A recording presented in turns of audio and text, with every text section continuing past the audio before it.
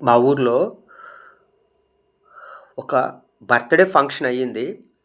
So, అందులో అందరూ వచ్చారు. చుట్టాలు, బంధువులు అందరూ వచ్చారు. బర్త్‌డే ఫంక్షన్ జరిగింది. అందరూ కేక్ కట్ చేశారు. హ్యాపీ బర్త్‌డే జరిగింది. చివర్లో అబ్బాయి మెడలో చైన్ అయితే పోయింది. ఆ చైను అందరూ పెద్దవాళ్ళు కదా!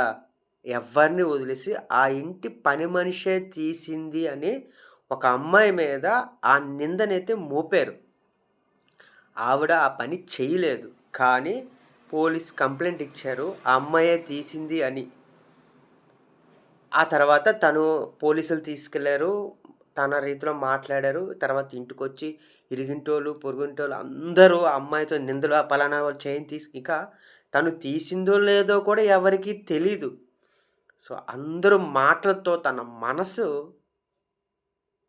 తట్టుకోలేక తను హ్యాంగింగ్ చేసుకుంది. తర్వాత తెలిసింది ఇంకొకళ్ళు తీశారు అని. గొడవలైతే జరుగుతున్నాయి. కానీ ఒకళ్ళ మీద నిందేసేటప్పుడు ఆలోచించండి.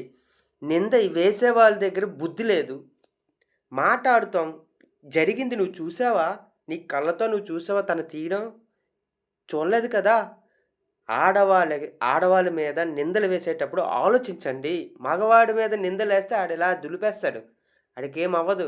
కానీ ఒక ఆడదాని మీద నిందలేసేటప్పుడు ఆలోచించి నిందలు వేయండి. అందరూ ఒకలా ఉండరు. చాలామంది బాధపడతారు. ఆడదాని మీద నిందలేసేటప్పుడు ఆలోచించండి. ఉంటా.